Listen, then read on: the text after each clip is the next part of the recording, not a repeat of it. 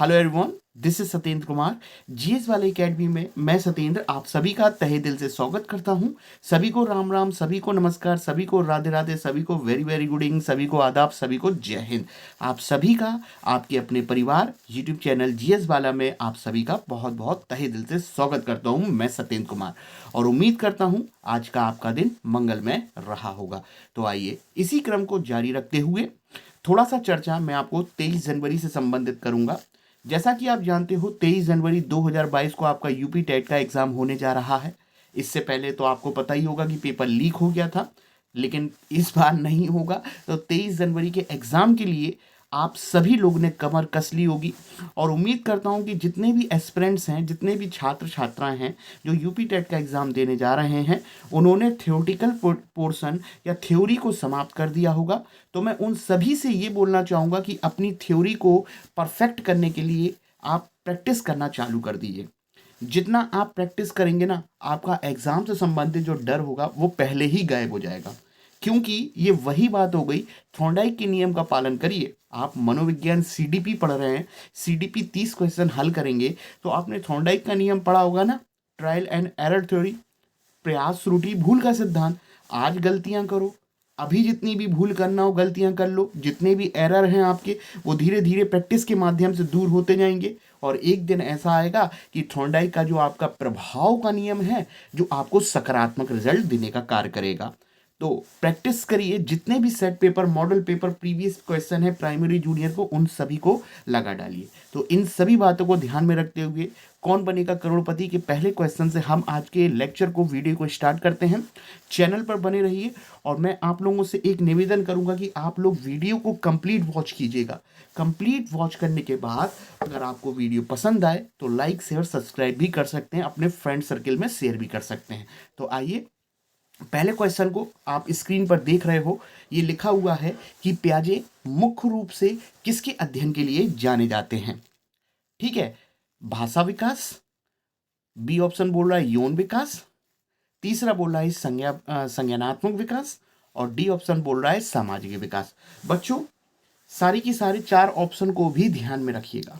ठीक है, सबसे पहले ध्यान में रखिएगा, इसका सही आंसर जो है वो सी ऑप्शन संज्ञानात्मक विकास है। बच्चों जीन प्याजे, जिनका जन्म स्विट्जरलैंड में हुआ था और इनकी दूसरी बुद्धि के महानायक अल्फ्रेड बिनेसे थी, और प्याजे ने जो अपना सिद्धांत जो दिया था वो तर्क बुद्धि से संबंधित था और उनके सिद्धांत का नाम था संज्ञानात्मक विकास का सिद्धांत या विकासात्मक सिद्धांत के नाम से भी जाना जाता है।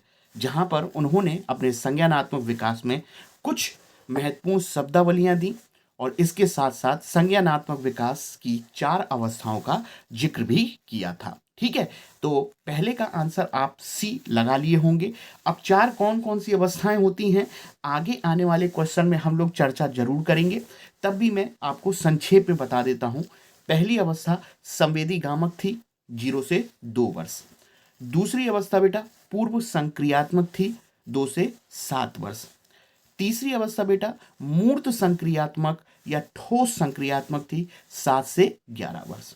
जबकि 11 वर्ष से आपका 18 वर्ष तक या 11 वर्ष से वयस्क अवस्था तक का जो है उसको हम लोग अमूर्त अवस्था या औपचारिक अवस्था के नाम से जानते हैं। ये सारी की सारी अवस्थाएं संज्ञानात्मक विकास की अवस्था हैं जो मुख्य रूप से जीन प्याजे से संबंधित है। ठीक है, आंसर आपको मिल गया है। अब एक काम और करिए कि जो 3 ऑप्शन हैं उनके बारे में भी थोड़ा जानने की कोशिश करिएगा। बेटा ए ऑप्शन आप देख रहे हो ना, भाषा विकास। सबसे पहले तो ध्यान में रखिएगा, चाइल्ड डेवलपमेंट में, मनोविज्ञान में भाषा विकास या सबसे भाषा पे सबसे ज़्यादा डेवलपमेंट करने वाला या भाषा का सिद्धांत सबसे ज़्यादा पॉपुलर जो हुआ है और वर्तमान में आधुनिक काल में भाषा मनोविज्ञान का जनक अगर किसी को माना गया है तो वो नोम चॉम्स्की को माना जाता है। तो भाषा विकास आप नोम चॉम्स्की से ध्यान में रखिएगा। ठीक है, इतना आपको ध्यान में रखना चाहिए, नोम चॉम्स्की। अन्य भी हैं, स्किनर ने भी भाषा पे काम किया है, वाइगोस्की ने भी भाषा पे काम किया है, अल्बर्ट बंडूरा ने भी काम किया है, लेकिन जो सर्वोपरि व्यक्ति है, जो फादर माना गया है, वो नोम चॉम्स्की माना गया है, जिसने LAD भाषा अधिग्रहण यंत्र, LAD और सार्वभौमिक व्याकरण जैसे शब्दों का प्रयोग किया था। उम्मीद करता हूँ कि जो 2 शब्द की हिंट दी हैं वो आपको याद आ गया होगा कि मैं क्या बताना चाह रहा हूँ। आगे इस पर चर्चा हम ज़रूर करेंगे। क्या होता है कि वीडियो इतना लेंथी हो जाता है कि अपलोड होने में दिक्कत होती है। अब देखिएगा, यौन विकास, देखिए यौन विकास से संबंधित मनोलैंगिक विकास, psychosexual development theory, Sigmund Freud का नाम आता है भाई, ध्यान रखिएगा। यौन विकास से संबंधित आपका सिगमंड फ्राइड का नाम आएगा।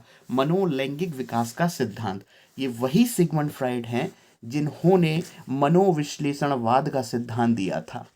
मनोविश्लेषणवाद का सिद्धांत दिया था और जिन्होंने इदम, ईगो, सुपर ईगो जैसे शब्द भी दिए थे और साथ में मूल प्रवृत्ति एरोस और थैनाटॉस जैसे शब्दों का भी आपका सिगमंड फ्राइड ने ही प्रयोग किया था। एरोस वो मूल प्रवृत्ति थी जो जीवन जीने के लिए जरूरी है। आपकी डिजायर, आपकी इच्छाएं, आपकी वासनाएं, कुल मिला के सकारात्मक ऊर्जा के लिए जिंदगी मिली है तो जी भर के जियो, पॉजिटिव एनर्जी वो है इरोस। जबकि थैनाटॉस था वो नेगेटिव शब्द था, यानी कि नकारात्मकता या तनाव आने लगे तो वो आपका थैनाटॉस बताया गया है। ठीक है, उम्मीद करता हूँ कि यौन विकास से संबंधित आपका सिगमंड फ्राइड और जो हमने चर्चा करी है वो आपको ध्यान। अब देखिएगा डी ऑप्शन आपको दिख रहा है ना, ये सामाजिक विकास में आपको लेव वाइगोस्की का नाम ध्यान में रखना चाहिए। सामाजिक संस्कृति अंतःक्रिया विकास का सिद्धांत, डी ऑप्शन जो है वो लेव वाइगोस्की से संबंधित है।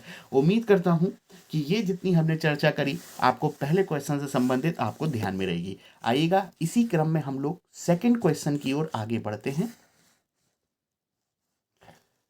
चलिए, अब हम लोग स्क्रीन पर सेकंड क्वेश्चन आप देख रहे होंगे। इनमें से कौन सी विशेषता प्रतिभाशाली बच्चों की नहीं है? प्रतिभाशाली का अर्थ होता है गिफ्टेड, और कौन सी नहीं है? उच्चतर श्रेणी की मानसिक प्रक्रियाएं।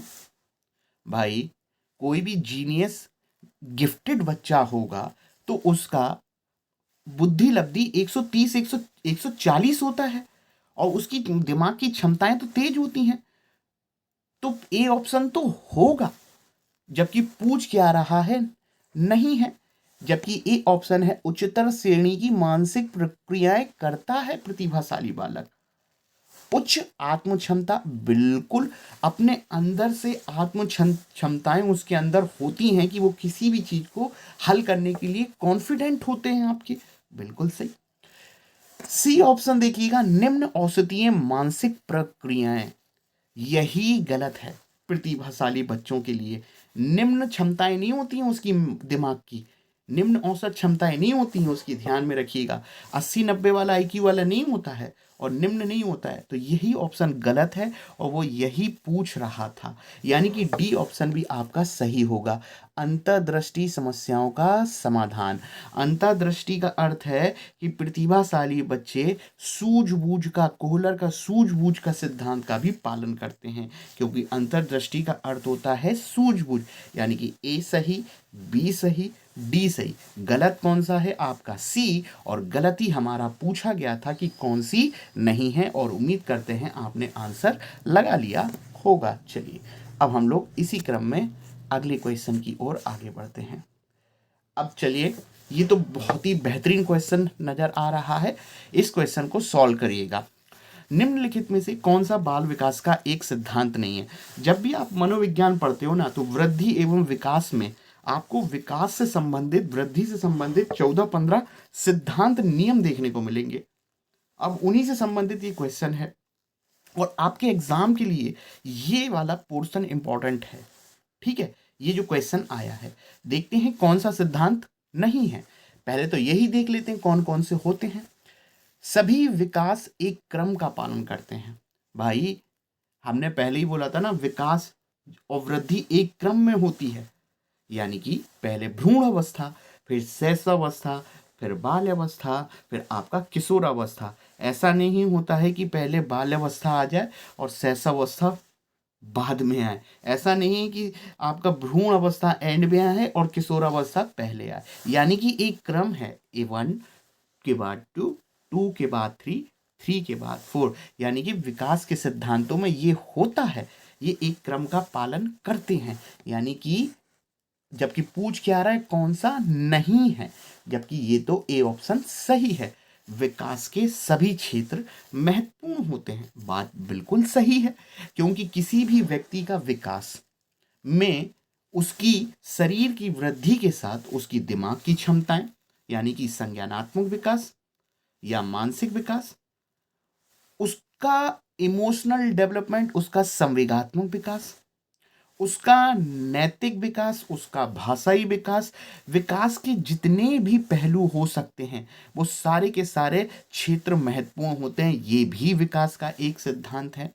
कहने का अर्थ है किसी भी बच्चे का विकास जब होता है ना, तो उसका परिवार तो है ही, और परिवार के साथ साथ वातावरण, सब कुछ मिलकर एक बालक का विकास कराते हैं अंतःक्रिया के माध्यम से, जिसमें बालक का संज्ञानात्मक विकास भी शामिल है, बालक का नैतिक विकास भी शामिल है, बालक का संवेगात्मक भी शामिल है, बालक का भाषाई विकास भी शामिल है। और भाषा सीखने के लिए तो वातावरण की आवश्यकता समाज की होती ही है, यानी कि बी भी सही है, बी भी सिद्धांत होता है।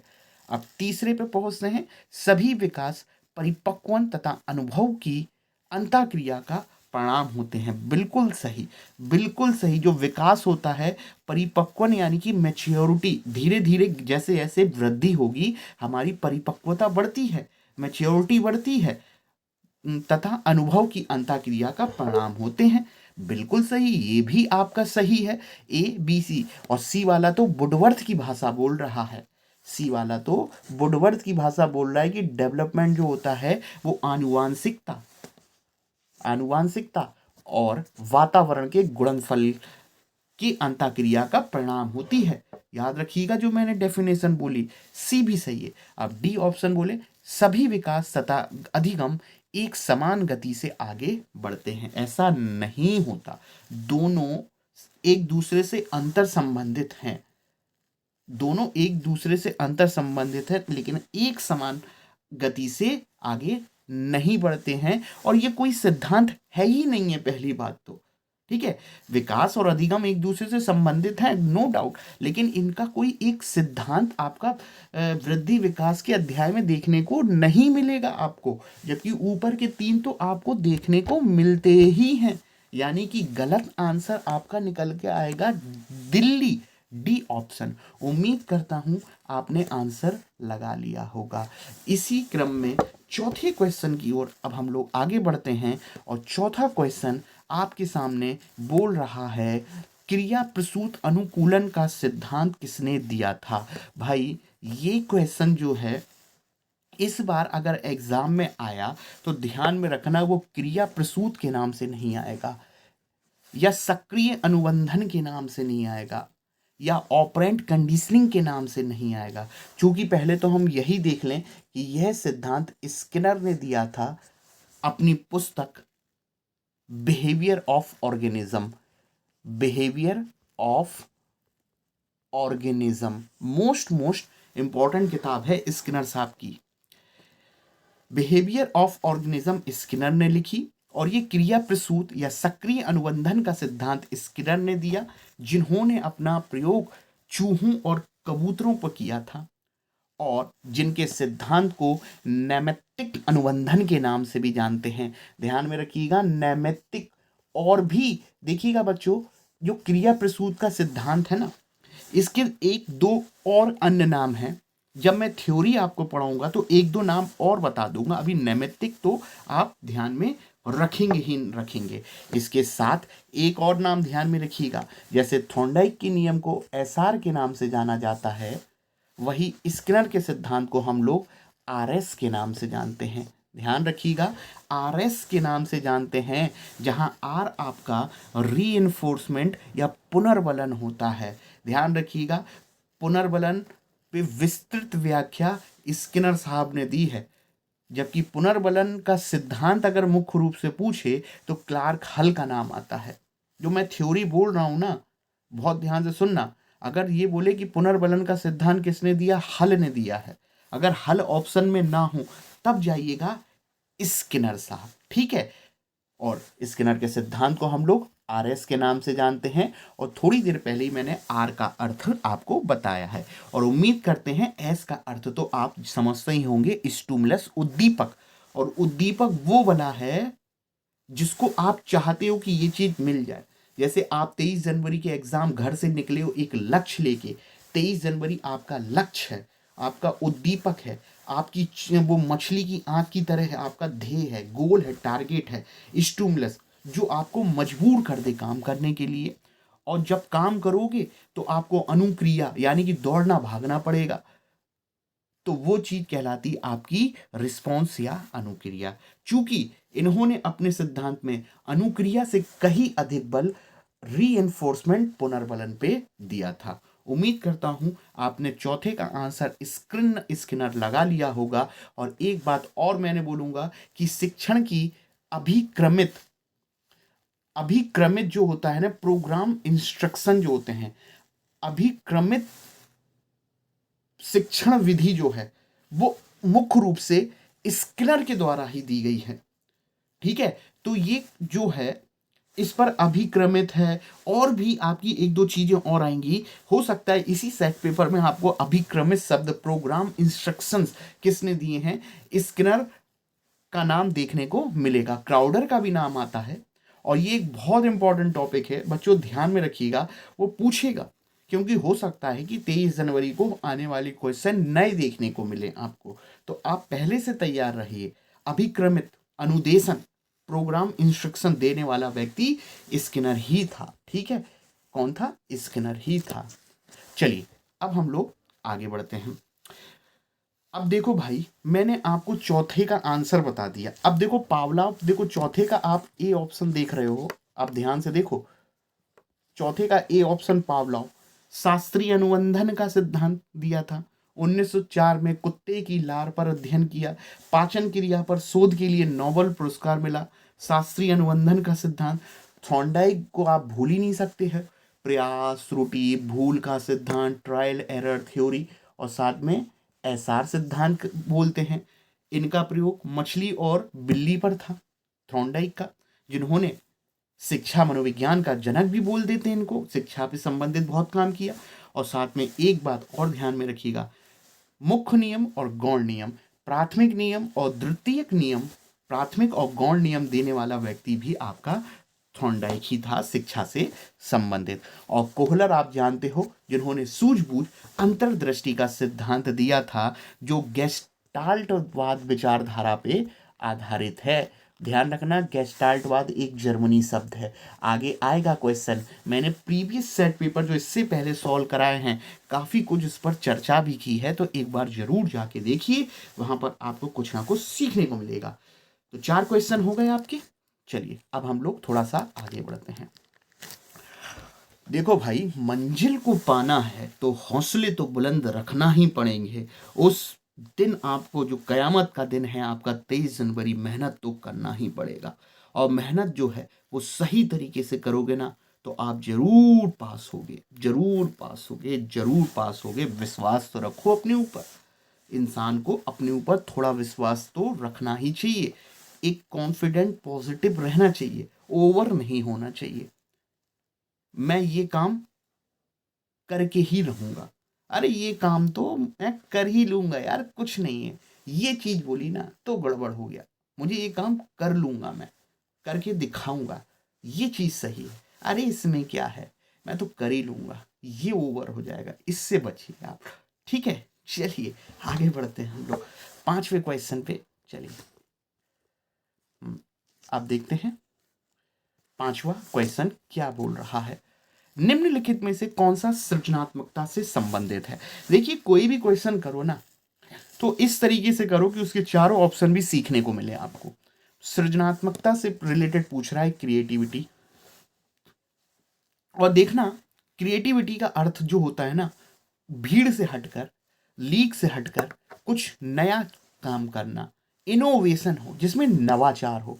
नवाचार का अर्थ होता है कुछ नई विचारधारा, कुछ नया उत्पाद बना देना, कोई नई सोच दिमाग से पैदा करना, या नए नए विचार दिमाग में आना, वो आपका सृजनात्मकता, क्रिएटिविटी कहलाता है, जो भीड़ से अलग अलग हटकर कुछ नया करने पर विश्वास करता है, ये क्रिएटिविटी कहलाती है। ठीक है, और ध्यान में रखिएगा, कोई भी इंसान जब कुछ नया करना चाहेगा ना, तो उसका जो चिंतन जो होता है ना, कभी भी एक सा नहीं होता, वो तरह तरीके से सोचने की बात करता है। यहाँ भी सोच लो, ये भी, इस मतलब उसका दिमाग जो होता है ना, एक ब्रेन स्टोर्मिंग की तरह काम करता है, मानसिक उद्वेलन की तरह। इस ये भी वो भी, मतलब तरह तरीके से उसके अंदर सोचने की क्षमताएं होती हैं। और ऐसा चिंतन कहलाता है आपका अपसारी चिंतन। ध्यान में रखिएगा, जितने भी क्रिएटिव बच्चे होते हैं वो एक तरीके की किसी एक बिंदु पर नहीं रुकते हैं, वो अभिसारी चिंतन नहीं करते। अभिसारी चिंतन का अर्थ सिंपल समझिएगा, मैंने आपको 4 ऑप्शन दिए, ए बी सी डी, और ए बी सी डी में ऑब्जेक्टिव क्वेश्चन दिए तो आपने बोला कि ए सही है। और जब भी चिंतन किसी एक उत्तर पर पहुंचे कि सिर्फ इसका यही सही है, तो वो बहुत विस्तृत या ज़्यादा चिंतन वाला चीज नहीं कहलाती, वो अभिसारी चिंतन कहलाता है। एक उत्तर पर पहुंचना, किसी एक बिंदु पर पहुंचना, वो अभिसारी चिंतन कहलाता है, जहां पर बुद्धि बंद हो जाती है, आपकी क्लोज हो जाती है। जबकि मैं ये बोलता कि इसका आंसर ए भी हो सकता है, बी भी हो सकता है, सी भी हो सकता है, डी भी हो सकता है, यानी कि तरह तरह के उत्तर खोजने की कोशिश करना, चारों दिशाओं में, out of the box. Box खुलेगा तो चारों दिशाओं में सोचिएगा, और ऐसा चिंतन कहलाता है अपसारी चिंतन। और अपसारी चिंतन सृजनात्मक बालकों में होता है। एक चीज और फिर से समझते हैं, मैंने आपसे बोला 9, 9, और एक बालक 9 का उत्तर देता है कि 5 में 4 जोड़ोगे तो 9 मिलेगा, और बोल रहा है कि बस 5 + 4 = 9 होता है। एक आंसर दिया, ये है अभिसारी चिंतन, एक ही उत्तर दे रहा है, यानी कि बहुत अच्छा आंसर नहीं है। अब मैं ये बोलता 6 + 3, 1 + 8, 0 + 9, 2.5 + 7.5, यानी कि तरह तरीके से सोच रहा हूं, हर दिशाओं में, एंगल में, विभिन्न तरीके से सोचने की क्षमता, ये अपसारी चिंतन, ये कहलाता है आपका सृजनात्मक। ठीक है, उम्मीद करता हूं कि आपको यहां तक बात समझ में आ गई होगी। और देखो, अहमवादी तो ये जीन प्याजे जैसे व्यक्ति और लेव वाइगोस्की जैसे व्यक्तियों से संबंधित है, आपका ध्यान रखिएगा। ठीक है, आंसर मिल गया आपको 5वीं का ए। चलिए आगे बढ़ते हैं। चलिए अब हम लोग छठे क्वेश्चन पर प्रवेश कर रहे हैं, और छठे क्वेश्चन आप ध्यान से सुनेंगे कि कोई शिक्षक अपने विद्यार्थी को क्या कहे कि उन्हें भीतरी प्रेरणा के साथ कार्य करने के लिए प्रोत्साहन कर सके, यानी कि मोटिवेशन चाहिए, वो भी अंदर से आना चाहिए, बाहर से नहीं आना चाहिए। और मैं आपको एक बात ध्यान दिलाना चाहूंगा, जब भी आप किसी टीचर हो तो आप बच्चों को मोटिवेट करो, बाहरी रूप से नहीं, अंदर से मोटिवेट दिलाओ। हो सके तो उसको पुनर्बुलन के रूप में टॉफी ऑफी मत देना, क्योंकि टॉफी बाहरी मोटिवेशन प्रोवाइड कराएगा। टॉफी मत देना, आप पुरस्कार मत देना, भौतिक संपत्ति मत देना, गाड़ी वाड़ी मत देना, ये मोटिवेशन के आउटर सोर्स हैं, जबकि मोटिवेशन अंदर से आता है। अब क्या करना चाहिए, चलो इसे उसके करने से पहले समाप्त कर लो, चलो इसे उसके करने, यानी कि उसके पहले से पहले समाप्त कर लो, तो इससे आंतरिक प्रेरणा मिल जाएगी। अरे गलत ऑप्शन है यार, तुम उसके जैसे क्यों नहीं हो सकते, ये तो यार टोंट मार रहा है, खड़ी भाषा बोल रहा है, तुम उस जैसा, देखो उसने इस काम को ठीक कर दिया, यानी कि तुम इस काम को नहीं कर पा रहे, तुम लायक नहीं हो। ये प्रेरणा कहाँ से देगा, अंदर से। तीसरा ऑप्शन देखो, काम जल्दी पूरा करो तो तुम्हें एक टॉफी मिलेगी। तुम्हें काम जल्दी भी करना है, क्यों करें भाई, जल्दी तरीके से करेंगे और साथ में टॉफी मिलेगी। और मैंने बोला है ना, टॉफी कभी भी आंतरिक प्रेरणा का काम नहीं करती। कोई भी भौतिक संपत्ति जो होती है, घर, मकान, पुरस्कार राशि, ये अंदर से मोटिवेशन नहीं लाता है। कुछ देर की शांति होती है, तो जल्दी पूरा क्यों करें, तुम्हें एक टॉफी मिलेगी, ये भी नहीं देना है। इसे करने की कोशिश करो, तुम सीख जाओगे। करके देखो बेटा, करके देखो, करके देखो, तुम कर सकते हो, तुम कर सकते हो, तुम्हारे अंदर क्षमता है। दैट इज छठे का डी, दिल्ली आपका बिल्कुल सही है। उम्मीद करते हैं कि आप समझ गए होंगे। चलिए अब हम लोग थोड़ा सा अगले क्वेश्चन पर आगे बढ़ते हैं। अब देखिएगा, निम्नलिखित में से कौन सा सीखने का नियम नहीं है? तत्परता का नियम, तनाव का नियम, प्रभाव का नियम, अभ्यास का नियम। भाई 7वें का बॉम्बे आपका गलत हो जाएगा। तनाव का कोई नियम नहीं होता, तनाव का कोई भी नियम नहीं होता। थॉर्नडाइक ने मुख्य नियम दिए, बात बिल्कुल सही है, जिसमें सबसे पहले उन्होंने बोला कि मुख्य नियम में सबसे पहले सीखने के लिए तत्पर होना चाहिए, तत्पर होना चाहिए। तत्पर हो गए, अब अभ्यास करना चाहिए। अभ्यास कर लिया, अब हम अपन लोग देखेंगे कि तुम्हारा जो तुमने प्रैक्टिस करी है वो एग्जाम तुम्हारा कैसा आएगा, सकारात्मक नकारात्मक, वो कहलाएगा प्रभाव का नियम या परिणाम का नियम। ये 3 मुख्य नियम थे, तनाव का कोई नियम नहीं होता, यानी कि बी ऑप्शन गलत है। थॉर्नडाइक का नियम पूछ लिया था, मुख्य नियम। ठीक है, उम्मीद करता हूं आप लोग लगा लिए होंगे। चलिए अब देखिएगा, सीखने से संबंध प्रतिक्रिया सिद्धांत पे पावलोव ने प्रयोग किया। 8वां क्वेश्चन की बात कर रहा हूं भाई। बिल्ली पर किया था, बंदर पर किया था, चूहे पे किया था? अरे नहीं, बिल्ली पर तो थॉर्नडाइक का है, चूहे पे तो स्किनर का है, बंदर पर याद करो कोहलर का है, कुत्ते पर, कुत्ते की लार पर, पाचन क्रिया पर शोध के लिए पावलोव का नाम आता है। 8वें का बी बिल्कुल सही है। पावलोव जिसने शास्त्रीय अनुबंधन का सिद्धांत दिया था। कुत्ता घंटी याद आ रहा होगा। इससे संबंधित एक बहुत महत्वपूर्ण क्वेश्चन हम बिजली वाला सॉल्व करेंगे और खरगोश वाला, क्योंकि वो जो है एग्जाम के लिए हमारे लिए महत्वपूर्ण होगा। जो नेक्स्ट सेट पेपर होगा उस पे मैं 2 क्वेश्चन पावलोव की उन्हीं को लेकर आपके सामने आऊंगा। ठीक है, चलिए आगे बढ़ते हैं।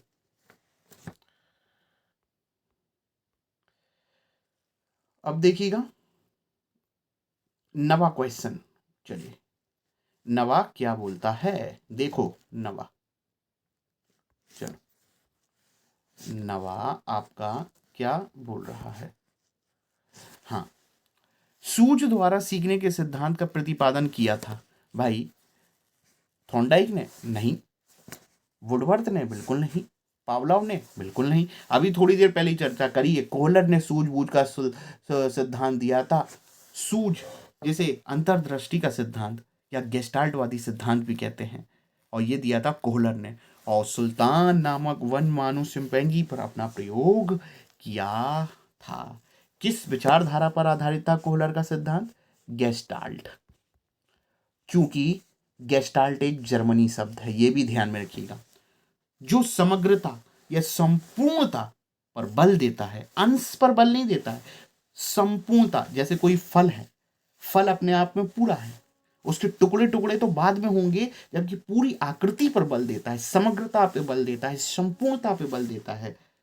उसके बाद अंशों पर, यानी कि संपूर्ण से अंश की ओर चलना गेस्टाल्टवाद कहलाता है। यानी कि पहले पेड़ है, एक संपूर्ण है, जबकि पेड़ के बाद तना, पत्ती, फूल, फल, ये उसके अंश हैं। यानी कि गेस्टाल्टवाद बोलते हैं किसी भी समस्या को सूझबूझ के द्वारा हल करना है तो स्थिति का पूरा समग्र संपूर्ण अवलोकन कर लो, तो आप सूझ के द्वारा समस्या का समाधान कर सकते हो। उम्मीद करता हूं आप लोग आंसर तो 90 का बी लगा लिए होंगे। अब 10वां तो भाई बहुत ही इंपॉर्टेंट है एग्जाम के लिए आपकी। चलिए देखते हैं कि 10वां क्वेश्चन क्या बोल रहा है। कार्य को आरंभ करना, जारी कर रखना और नियमित करने की प्रक्रिया कहलाती है। भाई जब मैं अपने ऑफलाइन सेंटर में ये 10 नंबर वाले को सॉल्व करा रहा था, तो मैंने इसका आंसर स्पष्ट बताया है कि ये कहलाता है अभिप्रेरणा, मोटिवेशन कहलाता है। आपका ध्यान में रखिएगा, ये आंसर बिल्कुल सही है। देखो, कार्य को आरंभ करना, जारी रखना और नियमित रखना आपका कहलाता है अभिप्रेरणा। और ये बोलने वाला व्यक्ति जो था वो था आपका गुड। जैसे स्किनर ने बोला था ना, सीखने का सर्वोत्तम राजमार्ग, अभिप्रेरणा के बारे में स्किनर ने बोला था अभिप्रेरणा सीखने का सर्वोत्तम राजमार्ग है, ये स्किनर ने बोला था। जबकि गुड बोलता है कोई भी कार्य स्टार्ट करो। गुड बोलता है कि एक दिन में तो गुड मिला नहीं होगा, कार्य आरंभ करो, उसको कुछ दिनों तक करो और नियमित तरीके से करोगे तो वो आपका मोटिवेशन कहलाता है। 10 का आंसर आपका ए, आपका बिल्कुल और बिल्कुल सही है, ध्यान रखेंगे। चलिए अब हम लोग थोड़ा सा आगे बढ़ते हैं, 11वें नंबर का क्वेश्चन देखते हैं हम लोग।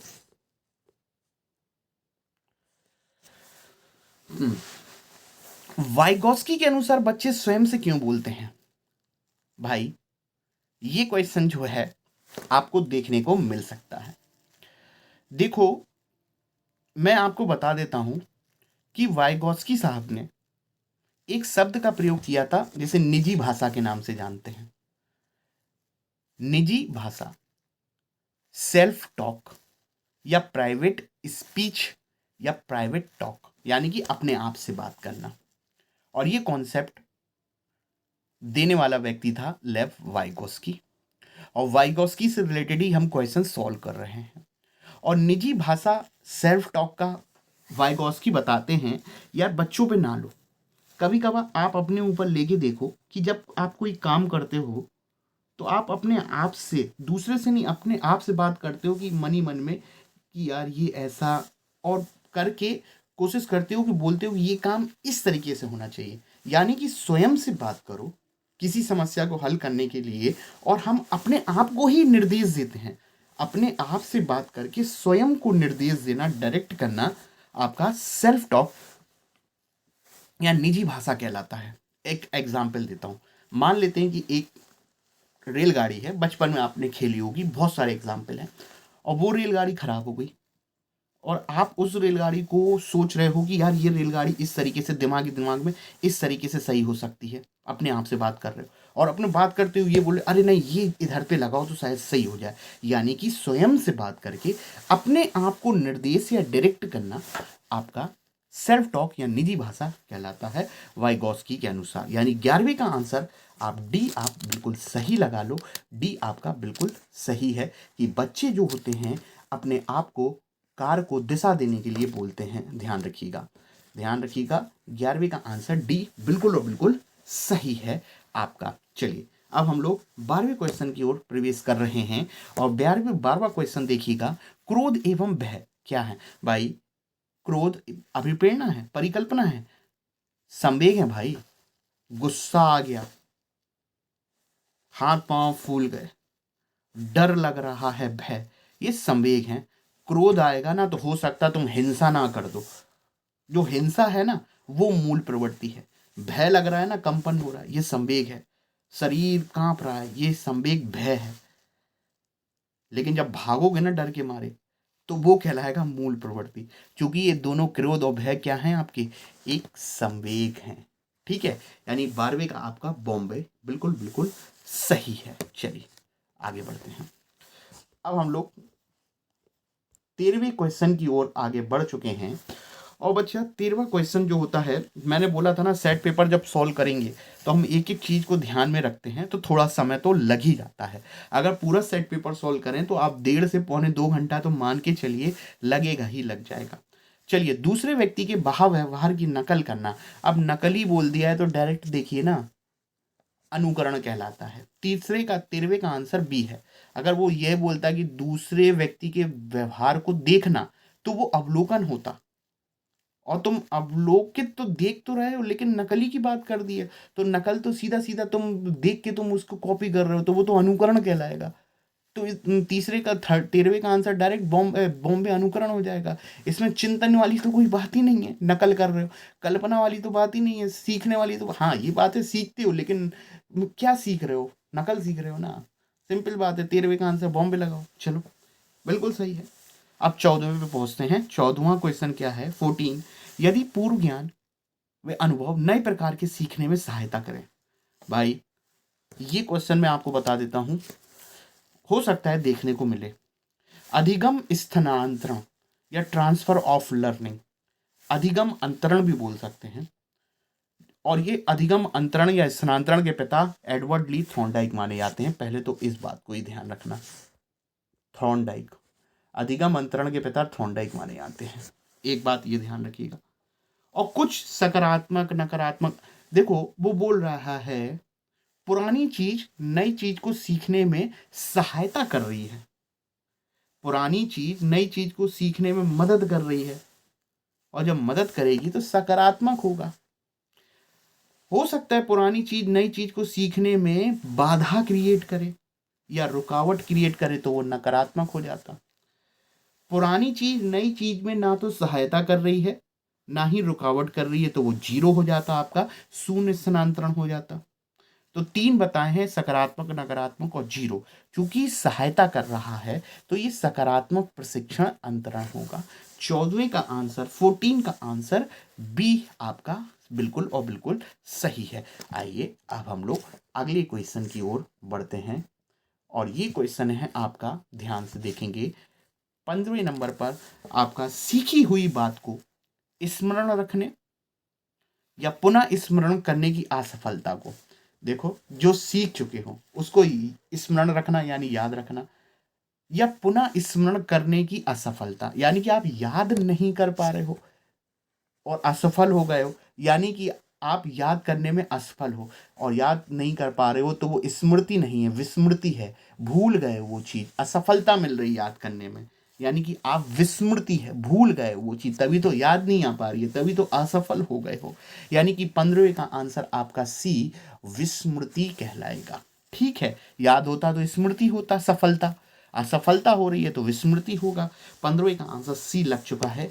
आगे बढ़ते हैं हम लोग अगले प्रश्न की ओर, और अगला क्वेश्चन आपका 16वें नंबर पर है और काफी महत्वपूर्ण हो सकता है। अधिगम अशक्तता यानी कि लर्निंग डिसऑर्डर। बच्चों को एक समान दिखाई देने वाले अक्षरों वर्णों में भ्रम होता है। बच्चे दृश्य शब्दों को आसानी से पहचानते हैं और समझते हैं। बच्चों का मानसिक विकास मंद होता है। बच्चे निम्न बुद्धि लब्धि वाले होते हैं। चूंकि लर्निंग डिसऑर्डर अधिगम अक्षमता आसक्तता की बात कर रहा है, तो बच्चे दृश्य शब्दों को आसानी से कहां से पहचानेंगे? बी तो टोटली गलत है आपका, बी ऑप्शन तो। और लर्निंग डिसऑर्डर अधिगम अक्षमता अधिगम आसक्ता में आपने डिसलेक्सिया पढ़ा होगा, जहां पे उसको शब्द उल्टे सीधे नजर में आते थे, तारे जमीन के मूवी ईशान अवस्थी की तरह। वो शब्द जो होते थे उल्टे फिर से जो घूमते हुए नजर आते थे, लेफ्ट राइट, यानी कि उल्टे समझ में आते थे आपको। ठीक है, तो उसको बच्चों को एक समान दिखाई वाले अक्षरों और वर्णों में भ्रम होता है, यानी कि तारे जमीन पर मूवी लगेगी यहाँ पर। 16 का आंसर ए होगा, बी तो हो ही नहीं सकता। और अधिगम आसक्तता में हम लोग लर्निंग आसक्ता में डिसलेक्सिया, डिसग्राफिया, इन जैसी चीजों की बात करते हैं। बुद्धि लब्धि, मानसिक विकास, इन सब चीजों पे अब ध्यान नहीं दीजिए, क्वेश्चन पे देखिए, नहीं तो आप हो सकता है सीडीपी पे ना पहुंच जाओ। ठीक है, क्वेश्चन की बारीकी की पकड़ो, वह अधिगम आसक्तता बोल रहा है, डिसऑर्डर, इसलिए अपन लोग क्या लगा रहे हैं आप लोग, 16 का ए आंसर। बच्चों को एक समान दिखाई देने वाले अक्षरों वर्णों में भ्रम हो जाता है। 16 आंसर हो चुका है। अब हम लोग 17वें की ओर आगे बढ़ेंगे, और 17वां क्वेश्चन जो है वो आप लोगों के लिए काफी इंपॉर्टेंट हो सकता है। सृजनात्मकता क्या है? बुद्धि का एक प्रकार जो उन कौशलों से संबंधित है जो संचित किए गए ज्ञान और अनुभव पर निर्भर करता है। सिंपल सी बात है, सृजनात्मक का अर्थ होता है नवीन काम करना, नवीन काम करना, मौलिक काम करना। नवीन का अर्थ मौलिक, कोई भी ज्ञान कट कॉपी पेस्ट ना होना, जिसमें नवीनता हो। ठीक है, और अपसारी चिंतन देखने को मिले। ठीक है, बुद्धि का एक प्रकार जो संसाधन की, अरे बिल्कुल नहीं, समस्याओं के मौलिक, आ गई बात, और अपसारी समाधानों को पहचानने अथवा तैयार करने की योग्यता, यानी कि 17वें का बेधड़क होके सी आंसर आप लोग लगा डालिए। क्योंकि देखो, मौलिकता भी मिल रही है। मौलिकता का अर्थ है कि ज्ञान जो है ना, वो कट कॉपी पोस्ट नहीं है, नवीन है, नई चीज है, और अपसारी चिंतन देखने को मिल रहा है। और थोड़ी देर पहले स्टार्टिंग में ही मैंने आपको अपसारी चिंतन के बारे में बताने की कोशिश भी करी है। तो 17वें का आंसर सी लगा लीजिएगा आप लोग। चलिए, और सृजनात्मकता के लिए 200 से अधिक की बात भी नहीं की गई है। 140 वाले जो होते हैं ना, वो क्रिएटिव हो जाते हैं, ध्यान रखेंगे। अब हम लोग 18वें नंबर पर, अब यहां पर लगा लेता हूं अपनी स्क्रीन, क्योंकि इस साइड प्रवेश कर रहे हैं हम लोग।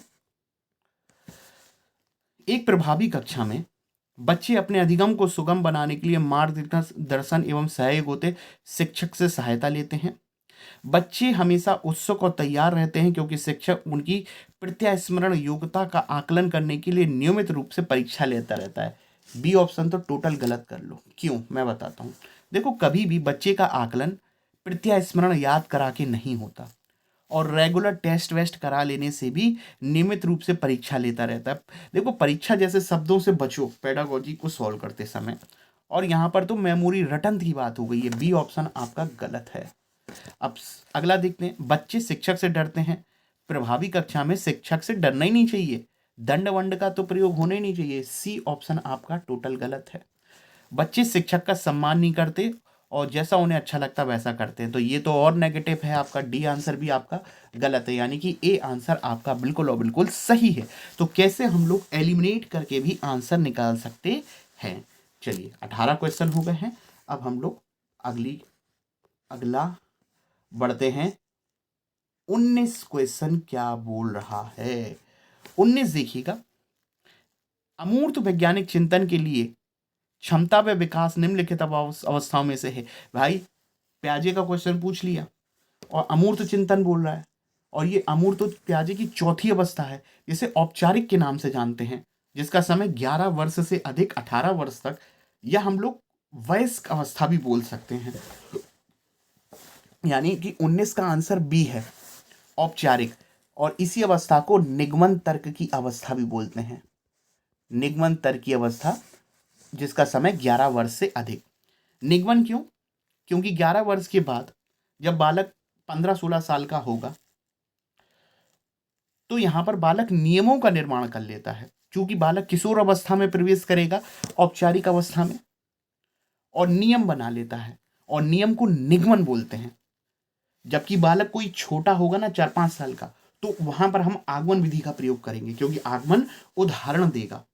जबकि औपचारिक संक्रियात्मक अवस्था 11 वर्ष के बाद का समय 15-16, और 15-16 साल में हम लोग निगमन का इस्तेमाल करते हैं। जब छोटा है तो आगमन उदाहरण, जब बड़ा होगा तो निगमन कर लेगा ना, नियम बना देगा। इसलिए निगमन की अवस्था भी बोलते हैं। निगमन कल्पनात्मक तर्क की अवस्था या औपचारिक अवस्था या अमूर्त चिंतन की अवस्था। 19 का आंसर आप लोग बी लगाइए, बी धड़क होके। जब और सुन लीजिएगा, मूर्त संक्रियात्मक को हम लोग ठोस के नाम से भी जानते हैं। यानी कि ये तीसरी अवस्था है 7 से 11, और 7 से 11 में बालक मूर्त चिंतन प्रारंभ कर देता है, प्रारंभ करता है, सिर्फ और सिर्फ प्रारंभ हो जाता है उसका चिंतन, लेकिन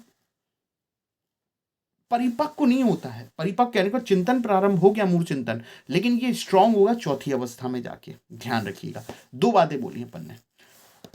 सी ऑप्शन संवेदी गामक 0 से 2 वर्ष, जहां बालक छू कर, सूंघ कर, स्मेल के द्वारा सीखता है, टच करके सीखता है।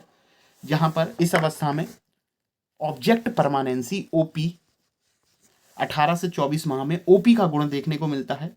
ओपी ऑब्जेक्ट परमानेंसी, हिंदी में बता देता हूं, वस्तु स्थायित्व।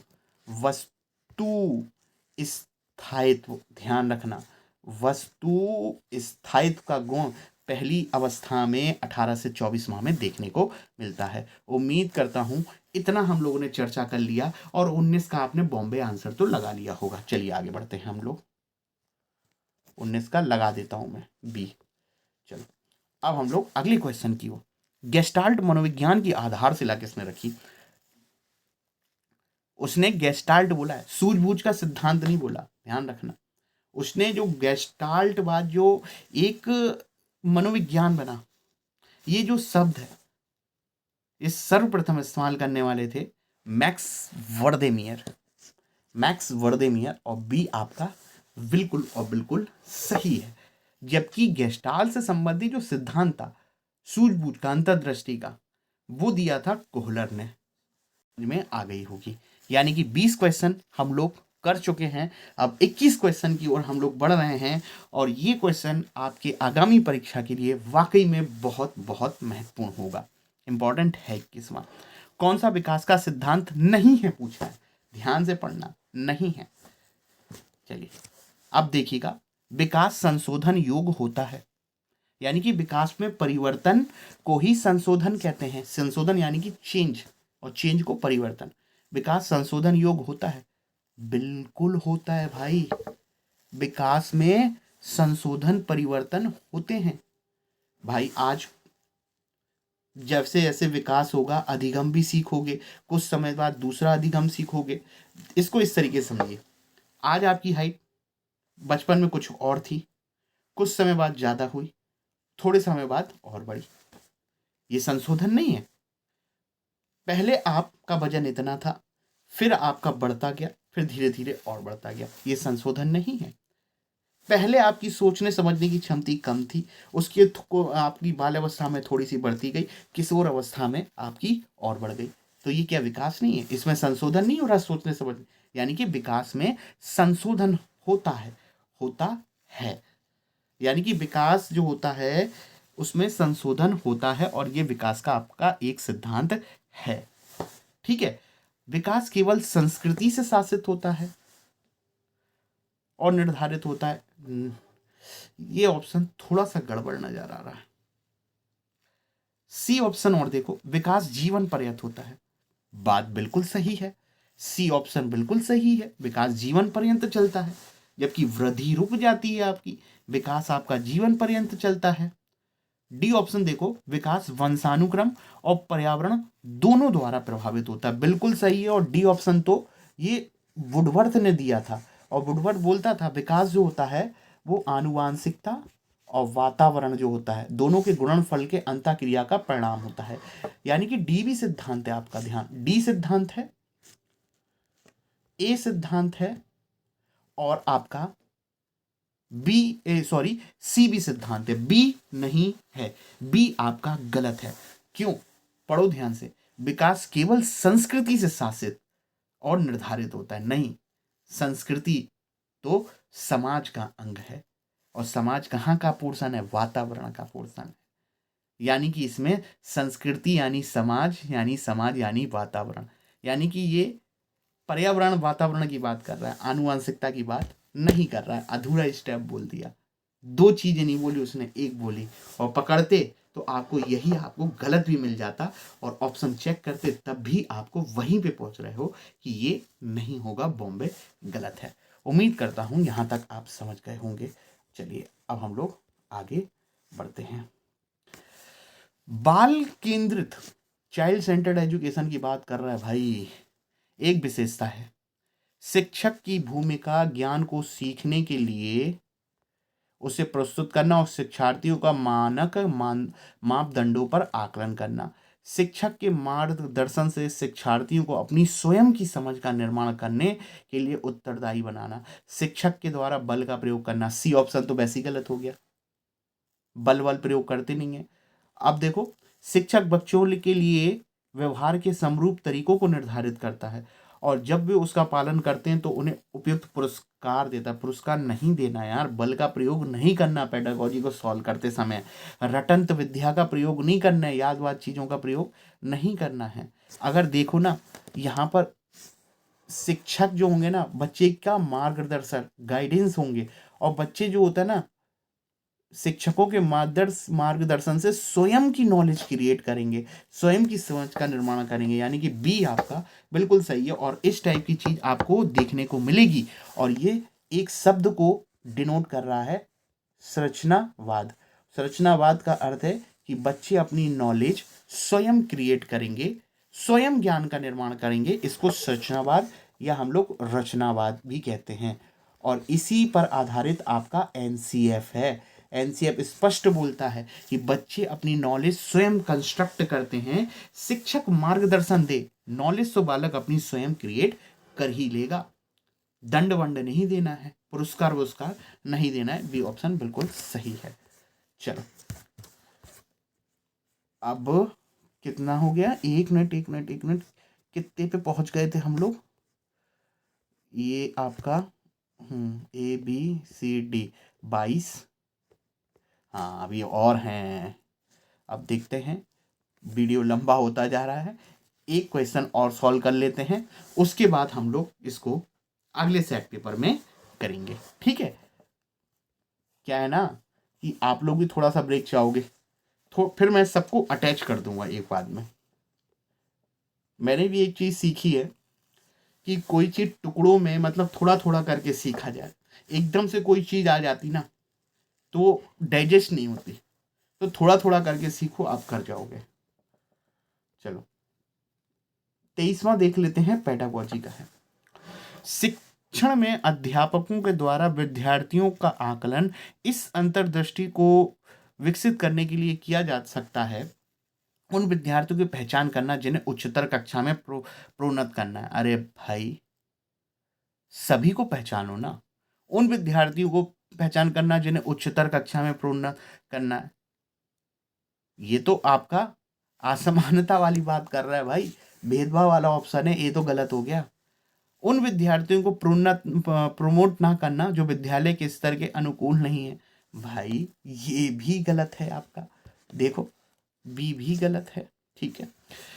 शिक्षार्थियों की आवश्यकता के अनुसार, शिक्षार्थी यानी कि छात्र छात्राएं की आवश्यकता के अनुसार शिक्षण उपागम में परिवर्तन लाना, यानी कि हमारे बच्चे, मतलब मैं टीचर हूं और मेरा काम है कि जिस बच्चे को पढ़ाऊंगा स्कूल में, उनकी आवश्यकता के अनुसार अपनी टीचिंग मेथोलॉजी या शिक्षण प्रोसेस के उपागम में परिवर्तन लाना, क्योंकि हर बच्चा का अलग अलग ज़रूरत है, अलग अलग रुचियां हैं। तो मुझे इन सब बातों को ध्यान में रखना पड़ेगा ना हर एक बच्चे की। तो हर शिक्षार्थियों की आवश्यकता के अनुसार होना चाहिए आपका। कक्षा में प्रतिभाशाली तथा कमजोर विद्यार्थियों के समूह बनाना, नहीं भाई ऐसा तो करना ही नहीं है, ये तो भेदभाव का प्रतीक है, यानी कि सी ऑप्शन आपका बिल्कुल और बिल्कुल सही है। चलिए 24 क्वेश्चन पर हम लोग आगे बढ़ते हैं, और 24 क्वेश्चन हमारा काफी इंपॉर्टेंट है, और ये कह रहा है अभिक्रम योजित अधिगम का प्रत्यय किसने दिया था। पहली बात तो मैं आपको बता दूं, अभिक्रम योजित और पूरा नाम है इसका अनुदेशन, प्रोग्राम अनुदेशन,